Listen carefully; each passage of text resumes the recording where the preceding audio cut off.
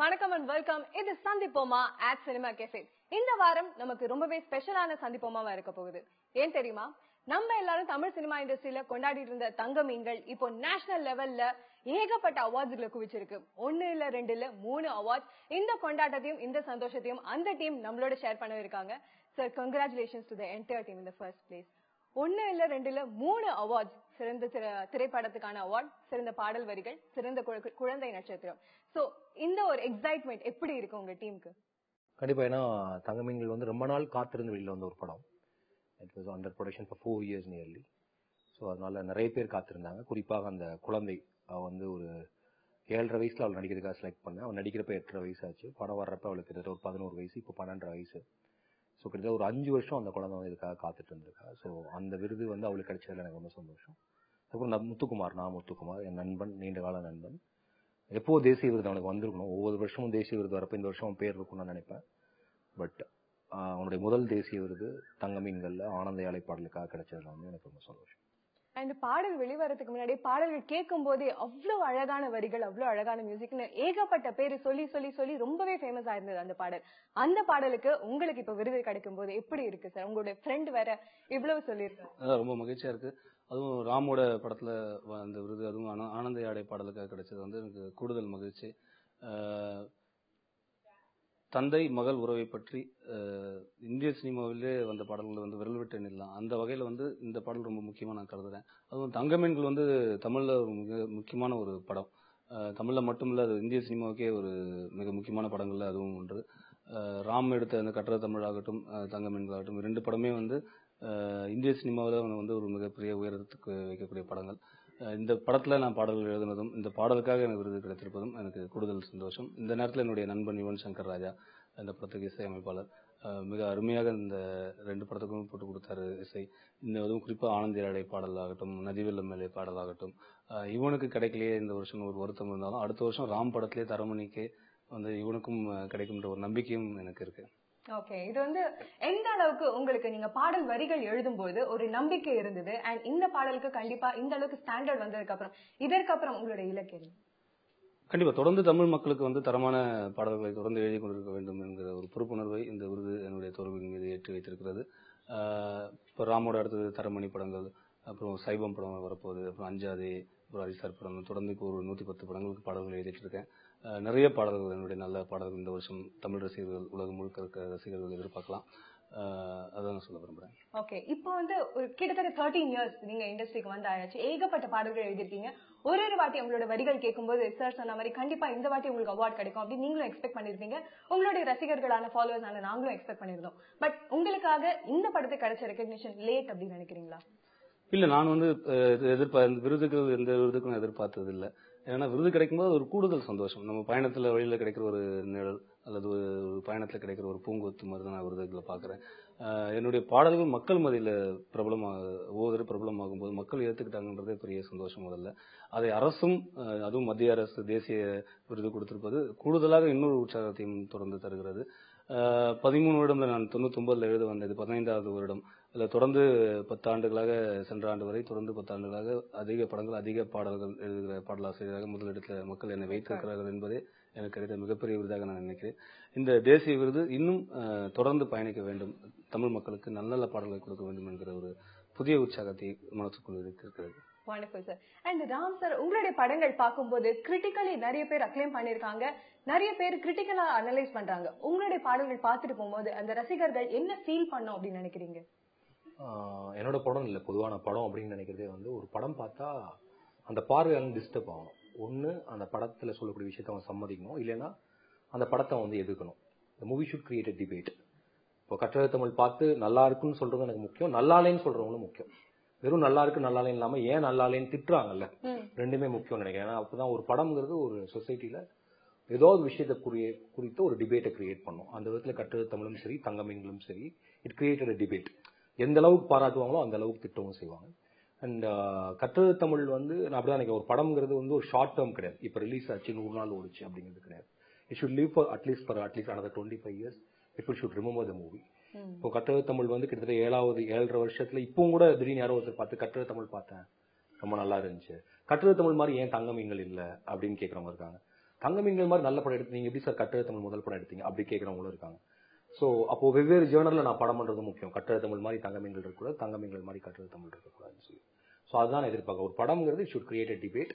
ஏதாவது ஒரு உங்களை வந்து அந்த படம் வந்து துன்புறுத்தணும், உங்களை யோசிக்க வைக்கணும், இல்ல நீங்க யோசிச்சது சரிதான் அந்த படம் சொல்ல வைக்கணும். அந்த விதத்துல தங்க மீன்கள் படத்துக்கு அப்புறம் எனக்கு ஒரு அரசாங்க பள்ளியில இருந்து ஒரு கடிதம் அனுப்பியிருந்தாங்க. இந்த படம் பார்த்ததுக்கு அப்புறம் அவங்க பள்ளிக்கூடத்துல இந்த வருஷம் தனியார் பள்ளியை விட்டுட்டு அரசாங்க பள்ளியில 13 மாணவர்கள் சேர்ந்திருக்காங்க. அந்த மாணவர்களுக்கு தங்க மீன்கள் சொல்லி பேர் வச்சிருக்கோம்னு சொல்லி. ஸோ ஒரு படம் இந்த விஷயங்களை செஞ்சதுன்னா ரொம்ப சந்தோஷமா இருக்கும் அப்படிங்கிறாங்க. சூப்பர். அண்ட் ரெகக்னிஷன் அப்படின்னும் போது நீங்க சொல்லுங்க முத்துக்குமார் சார், ரசிகர்களையும் தாண்டி உங்களுக்கு பர்சனலா ஒரு சாட்டிஸ்ஃபைட் அப்படின்னா ஒரு ப்ராஜெக்ட், எந்த ப்ராஜெக்ட சொல்லுவீங்க? இது வரைக்கும் நீங்க எழுதின பாடல் வரிகள் அப்படி 1, 2 அப்படி சொல்ல முடியாது. ஏன்னா நான் வந்து 2000 பாடல்கள் எழுதியிருக்கேன். குறைஞ்சபட்சம் ஒரு 100 பாடல்களையா சொல்லணும். இப்போ ராம எடுத்துக்கிட்டா கற்ற தமிழ் பாடல்கள், பறவை எங்க எனக்கு ரொம்ப எழுதுனதுல பிடிச்ச பாட்டு. தங்க மீன்கள்ல ஆனந்த ஏழை பாடல் மட்டும் இல்ல, நதிவெல்லம் மேலேன்னு எனக்கு அந்த படத்துல இன்னொரு பாட்டு, அந்த பாட்டு ரொம்ப பிடிச்சிருக்கும். யாருக்கும் தோழநிலை வாழ்க்கை தோழநிலை இன்னொரு பாடல், அந்த பாடல் பிடிக்கும். அப்புறம் வெயில்ல வெயிலோடு விளையாடி, காதல்ல உனக்கென இருப்பேன், சத்தம் போடாதல வந்து அழகு குட்டி செல்லம், அதுலயே வந்து பேசுகிறேன் பேசுகிறேன்.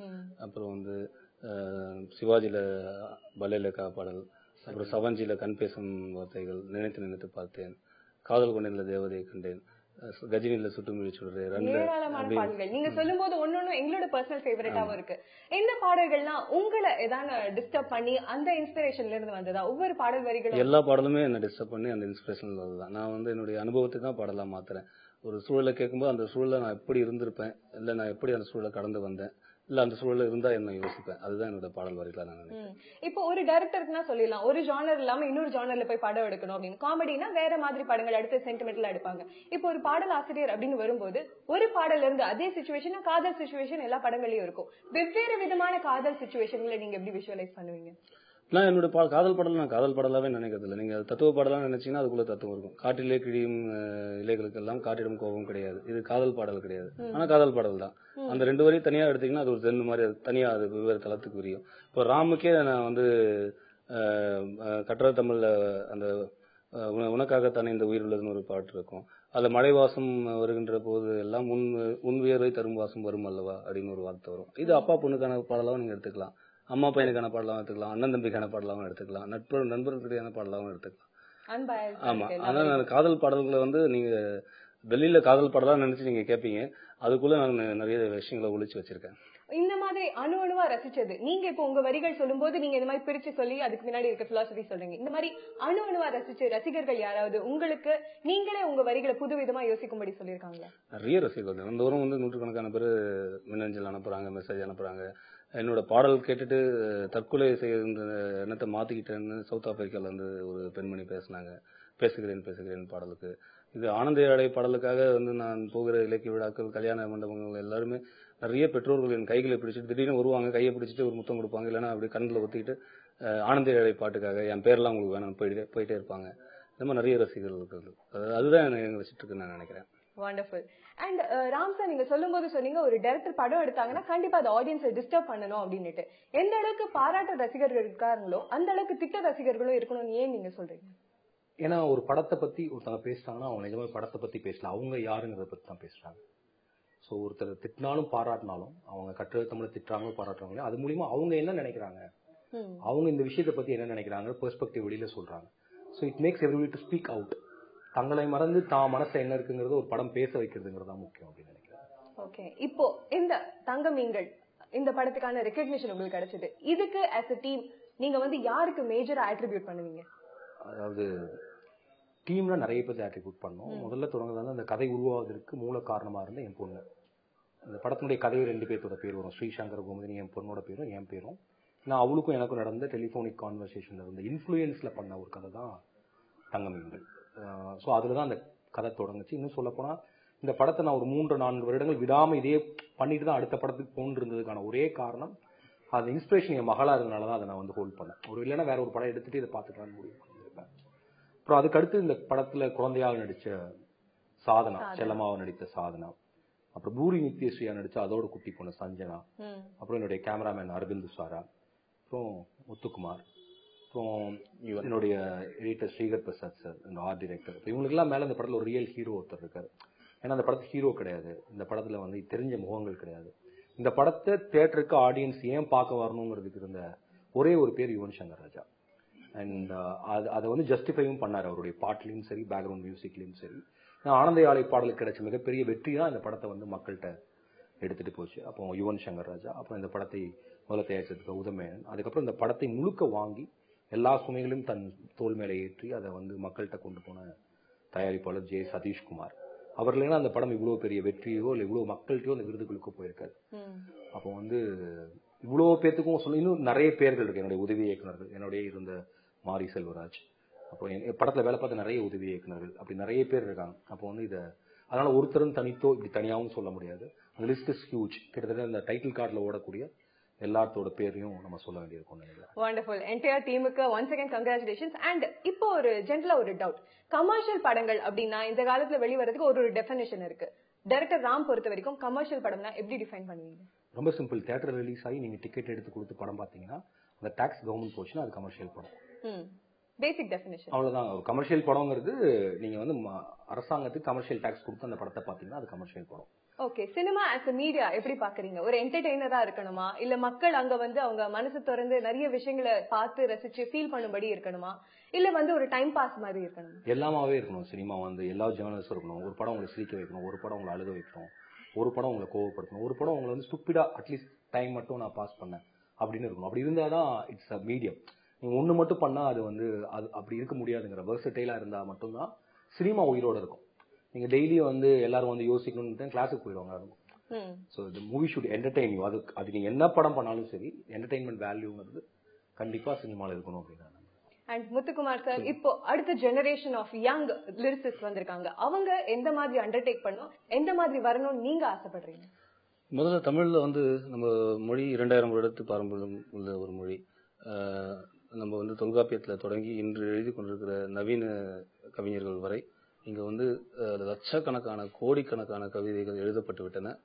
அந்த கவிதைகள்லாம் நீங்க தமிழுக்கு வந்து எப்படி சங்க இலக்கியம் வந்து ஒரு வேரோ, நவீன இலக்கியம் அந்த மரத்தோட கிளை, தமிழ் ஒரு மரமா நம்ம உருவகப்படுத்தணுமா, இந்த மொழி பயிற்சி எல்லாம் நீங்க வந்து தொடர்ந்து படிங்க. நிறைய பேர் கவிஞர்களுக்கு தொல்காப்பியம் படிச்சதில்லை. நான் பாடலாசிரியர்கள் சொல்ல நிறைய என்னிடம் பேச வருகிற கவிஞர்கள் தொல்காப்பியம் படிச்சிருக்கீங்களா? இல்லை சார் அப்படின்னுவாங்க. முதல்ல அதை படிச்சுட்டு கவிதை எழுதுங்கன்னு நான் சொல்லுவேன். அதனால் தொடர்ந்து நிறைய வாசிக்கணும், நிறைய பயணப்படணும், தொடர்ந்து தன்னை புதுப்பித்துக் கொண்டே இருக்க வேண்டும். அதுதான் வந்து தொடர்ந்து உங்களை தக்க வைக்கும். Wonderful sir. And Ram sir, நீங்க சொல்லுங்க, அடுத்தது உங்களுடைய தரமணி ஆல்ரெடி ப்ராஜெக்ட் ஆரம்பிச்சாச்சு, எங்களுக்கும் நிறைய நியூஸ் வந்துட்டு இருக்கு. தரமணி எதை நோக்கி இருக்க போகுது? தரமணி வந்து ஏஜ் ஓல்ட் ஸ்டோரி. மனுஷன் தோணுன காலத்துல இருந்து இருக்கக்கூடிய சந்தோஷம், இல்லாட்டி இருக்கக்கூடிய பிரச்சனை காதல், அதை பத்தி ஒரு படம். அண்ட் தரமணிங்கிற இடத்துல அந்த தரமணிக்கு அந்த பக்கத்தில் இருக்க சென்னையில் நடக்குது. ஏன்னா தரமணிக்கு இந்த பக்கத்தில் இருக்க சென்னை வேற, அந்த பக்கத்தில் இருக்க சென்னை வேற. ஐடி காரிடார் இல்லாட்டி இன்னைக்கு இருக்கக்கூடிய குளோபலைஸ்டு சிட்டிங்கிறது தரமணிலேருந்து ஸ்டார்ட் ஆகுது. ஸோ ஒரு குளோபலைஸ் சிட்டியில் குளோபலைஸ் லைஃப் ஸ்டைலில் மேல் ஃபீமேல் ரிலேஷன்ஷிப்பில் இருக்கக்கூடிய ஆண் பெண் உறவில் இருக்கக்கூடிய ஆனந்தம், திண்டாட்டம், சிக்கல், சண்டை, குரோதம், கோபம், இச்சை, காமம் எல்லாத்தையும் இல்லாட்டி எல்லாமே ஒன்று தானே, அதுக்குள்ளே இருக்கக்கூடிய ஒன்றை வந்து பேசுகிற ஒரு படம் தான். பேச முயற்சிக்கிற, இல்லை பேச ட்ரை பண்ணுற, இல்லை பேச வைக்கிற ஒரு படம் தான் தரமணி.